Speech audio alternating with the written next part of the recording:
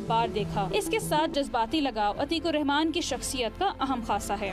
मुझे ऐसे railway station जो पुरसकून से होते हैं, उधर बैठना, टाइम स्पेंड करना काफ़ी बचपन से ही इसका मेरे ऊपर काफ़ी असर रहा है। कहते हैं